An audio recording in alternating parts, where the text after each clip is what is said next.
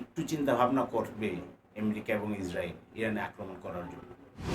যে ইরানের ভান্ডারে এত মিসাইল এবং ক্ষেপণাস্ত্র রয়েছে, ড্রোন রয়েছে, প্রতিদিন যদি 100টি করে ক্ষেপণাস্ত্র নিক্ষেপ করে, তারপরও 2 বছর পর্যন্ত সে প্রতিদিন নিক্ষেপ করতে পারবে, তার ভান্ডারে ক্ষেপণাস্ত্র শেষ হবে না।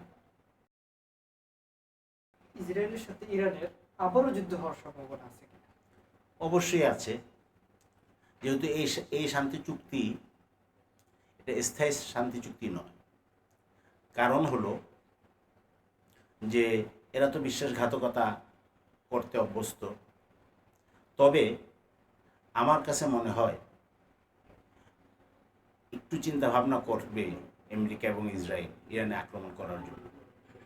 কারণ হলো যে ইরান ইতিমধ্যে আপনারা দেখবেন তার আকাশ প্রতিরক্ষা ব্যবস্থা জোরদার করেছে।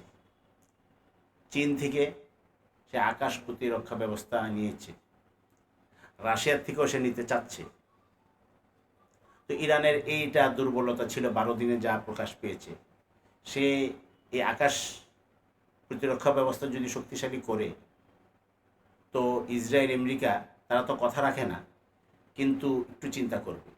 দ্বিতীয়ত, সামরিক বিশ্লেষকরা যা বলেছে আপনারা দেখে থাকবেন যে ইরানের ভান্ডারে এত মিসাইল এবং ক্ষেপণাস্ত্র রয়েছে, ড্রোন রয়েছে, প্রতিদিন যদি 100টি করে ক্ষেপণাস্ত্র নিক্ষেপ করে, তারপরও 2 বছর পর্যন্ত সে প্রতিদিন নিক্ষেপ করতে পারবে, তার ভান্ডারে ক্ষেপণাস্ত্র শেষ হবে না।